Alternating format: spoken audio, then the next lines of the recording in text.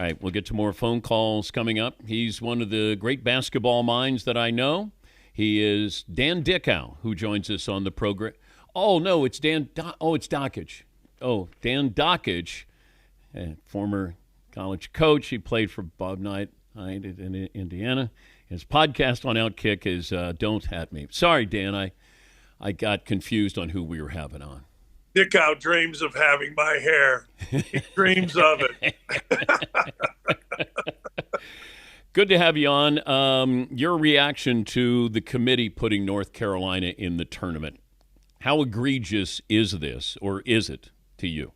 Oh, I think it was ridiculous. And I like Bubba Cunningham. I've known him since he was at Ball State and I was at Bowling Green. And I've always thought well of him. But you can't have in your contract, some say he got 104,000, some say he got 67. I don't care. You can't have that in your contract. The hint of impropriety is ridiculous. And the other thing is, Dan, they put all these metrics in. Okay, that's fine. And I know mathematicians. I got 3 friends that are mathematicians, math teachers, and they're like, you can make math go any way you want. I didn't think Carolina should be in for the simple reason, who did they beat over the course of a season? I think Indiana should have been in, same reason. But I do think that it has to get straightened out where guys have bonuses for their schools to be in the tournament. I think that's just wrong. It reeks of, frankly, it's nefarious. Don't tell me you weren't in the room. Don't treat us like children. You were talking to them at dinner. You would have drinks, whatever, at the coffee shop. Don't treat us like children. We know how this works. And I just think, whether you want to put them in or not, great. They played wonderful. R.J. Davis made threes, but, you should never have a bonus for being the head of a chair, getting your team in. That's bad business. But they knew that there was going to be blowback, right? You can't be in that committee and go, boy, how's this going to look? But then you just say, maybe we just survived the first couple of days here. Dan, that's exactly. We all know, right? I always said this when I was at ESPN, Dan. Bracket was going to come out. Billis was going to complain about the seeding. Dick Vitale was going to complain that the little guy didn't get in, right? And that'll last for 24, 48 hours. And then we move it along, and we had maybe the greatest game of the tournament, the first game with Alabama State. But that's how you got to be. You're in the public eye. Things come, they go, they blow over, and you move it along, and the game's starting. What does Billis say? It's idiot-proof. And, boy, is that true. It's just a great tournament every year. Yeah, but you start to look at this, and then Jim Boeheim last year said on our show they should expand it to 96 teams. How many is too many, Dan? Dan, I've always said this, and tell me if you think this is wrong, but I've always said everybody is in the NCAA tournament. You have a conference tournament. You win, you stay in. I get it. CBS or whomever, they do their thing, and great. But everybody's already in. I don't care. Expand it. Dan, I'm at an age where I love the games. I love the sport. Give me more is fine. But I've said this. Everybody's in a tournament, and I think Vegas should determine the bracket. Take Vegas, take the human air out of it. Give your parameters, give your policies, give it all to those guys in the desert, as Brent would say. And let's figure this out. Let them do it unbiased. And then we got a bracket, and we move it along. Those are the 2 things I've always said. Everyone's already in the tournament. You got a conference tournament. You got a chance. Don't lose, and you keep playing. Yeah, I've been saying the last couple of years, let's just take it out of a committee. Let's do it with the people who it's all about the bottom line, all the money that's made with March Madness. Let Vegas figure this out. I did think of you yesterday. We were talking about how Georgetown had to fire Patrick Ewing. St. John's had to fire Chris Mullin. Houston fired Clyde Drexler. Steve Alford has never been offered the Indiana job. Is that correct? And if so, why not? There's a weird thing. Quinn Buckner, at this time, is the head of the board of trustees. And he's got some weird, and this is true. I mean, nobody admits this, but I know this. Knight told me this. He's got some daddy thing with Knight and Alford. It's a really weird thing, Dan. And the previous guy, the AD, and Buckner's the head of the board of trustees. The previous guy, Rick Greenspan, the athletic director, didn't like Alford. He was at Illinois State. They had some kind of hassle. Dan, I've never understood it. I've said Okay, but wait a forever. minute. So Quinn Buckner's daddy issue with Bob Knight, and therefore doesn't want Steve Alford to take Yeah. over. I've never been able, and I've asked Steve, and that's all I've ever, it's just a weird thing where Buckner's jealous of the relationship and nobody will admit it, but I've heard this for so many years. And Buckner, again, he's ahead. Look, whether it's true or not, I bet, I always say gun to head, gun to head. I think it's true as hell. Buckner and Woodson were boys. When Knight was first at Indiana, he kind of legally cheated. He got Woody, and I think Buckner, I know Scott May involved with a guy named Steve Ferguson, one of the richest guys. They bought all the they bought all the apartments in Bloomington. Alford wasn't a part of that. It's a ridiculous, idiotic, stupid, desperate housewives kind of a program that hopefully now we got a decent dude in there that can coach some ball. West Virginia fans, you can suck it. I love that you're mad. Go away. Indiana got a good dude. Let's go. He's Dan Dakich, host of Don't At Me podcast on Outkick. He played for Bob Knight at Indiana. You coached with him. Was there any joy when you played for Bob Knight? Oh, yeah. Yeah, I always say it was fun. And the fun was when you got his approval.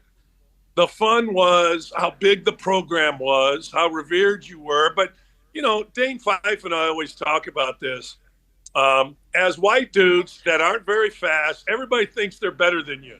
Like everybody that was third team all conference in their little conference, couldn't wait to play in the hyper. But playing basketball at Indiana, I don't know if it was fun. I don't know. Is that the same as joy? I don't know. I had a blast. I liked when he got crazy. I loved watching his eyebrows grow. Randy Whitman told me that he'll yell, his eyebrows will grow. But I loved everything about it. I loved the place. It was. I will tell you. Did he scare you? Did Knight scare you? Scare me? No, not at all. Make you question everything about yourself? Yes. Like, could you play? Like, could you think? Like, he would ask me, Dan, he would go, hey, Dakich, you're either too dumb to understand this or you don't listen to me. And I'm like, man, hey, Coach, I listened to every word you said. I'm just stupid. Like, I'm just a moron, Coach. But no, he made you question if you were working hard enough. He made you question. And, he's like my dad. My dad was a principal in Gary, Indiana, high school principal. He was like my dad, and I loved it. Is Rick Pitino a feel-good story? I think it's I like redemption. I like the fact that Rick Pitino humbled himself. He went to Greece. It's funny. I was talking to some coaches about him going to Greece and winning that league. Dan, that league is a big time league. He won that thing twice. And I remember thinking, I don't care. I don't care the backstory. I think Rick Pitino, I would have hired him in a second. And Dan, the other thing is I wish Louisville would do this. I wish Louisville would say, screw you. We're putting the banner from 13 back up. NCAA is feckless right now, Dan. And well, okay, get mad at us. Good for you. I don't care. I really wish they would do that. Would you do that if you're Michigan? Their Final Four banner? Yeah, Final Four may be a little different. And those guys, Weber allegedly was going to jail if the Martin guy didn't die, for life. That got a little bit, that got a little bit too much in the courts for me, but I think I would now. Okay. I haven't thought about it. I'm just thinking about that for the first time. Yeah, I think I probably would. I think I'd say, look, these games were played. We won them. You don't like it? It's like I used to tell my kids, Dan, you're mad at me? Really? I still tell them, you're mad at me? Go stand over there in the corner and be mad and let me know when you're not mad anymore and come back. I would. I would put those banners up at Michigan. I certainly would do it at Louisville. Absolutely. Sneaky team that you like in the tournament?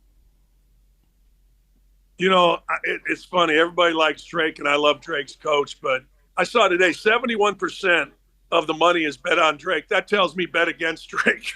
Every time the the public goes on someone I go against. I will tell you a team I'm fascinated by, and Dan, that's Wisconsin. Yeah. Dan, with Mike Tirico and I used to do this when we were broadcast. We wouldn't look at the line until game time, and then I would ask him, Mike, what's the over/under? And he was really good. Like he would, I think he cheated, but he would nail it. But with Wisconsin, the over/under was always like 120 something, right? 118. They can get in the 80s. They can get high 70s. I'm fascinated because, Dan, they have switched their entire operation. I mean, when you and I were in college, Dan, we went, in my time at Indiana, 17 years, we went, first 16 years, we went 31-1 against Wisconsin. And so they got Dick Bennett. They went a different way. Now they're going to up and down. I'm fascinated to see how they do. And I'll tell you what, I like Kentucky. I don't know why. I got them going to the Final Four, D. Wow. I like their team. I'm not mad at their path. I just do. And, one of the sleeper teams that I like, I'm anxious to see what High Point does today against Purdue. And I'll tell you why. I've never seen a guy used more than Braden Smith is used at Purdue. Like, Dan, they don't have a second ball handler. Kid's a first-team All-American. He's asked to do everything, and I mean everything. And I thought, I'm one of those guys, hey, shut up, put some dirt on it, and let's go. I don't want to hear about you being tired. But, Dan, that dude legitimately should be wore out. And I'm anxious. High Point gets up and down. They can score it. They got a good coach. I'm looking forward to that game, and I'm looking forward to Creighton and Louisville. Louisville got job. Creighton got job. 8-9 game, my ass. Yeah, I know. That'll be just, Creighton's got a lot of things that you need to advance in the tournament. I'll leave you with this. Your days as a player, as a coach, as an assistant coach, the best performance you ever saw by a player was turned in by who? Calbert Chaney against Louisville in the NCAA tournament, Dwayne Morton. Dwayne Morton was really good back then, and Calbert, he said something to Calbert. I don't know if this is the best, but Calbert was a player of the year. Morton said something, and Calbert just went stupid. You know what I mean, Dan? Like, Calbert was the nicest guy in America, easiest guy in the history of basketball to coach every day. And I never saw this until this guy, Dwayne Morton, came at him. And, Dan, it was like guys talking about Michael Jordan when you said something to him. He had an electricity. It was in the regional. I think it was in the Sweet 16, maybe 93. He dunked on him, got face-to-face, and I'm sitting there going, wait a second here. Hang on, baby. That's pretty damn good. Shaq, we beat Shaq. He made all 12 of his free throws in 92, his last game. True story. He had 36 and made all of his free throws. And I told Matt Nover, the guy that guarded him, I said, Matt, I've never said this about a dude that got 36 on you, but that was a hell of a defensive performance, brother. What was the performance better than your performance against Michael Jordan?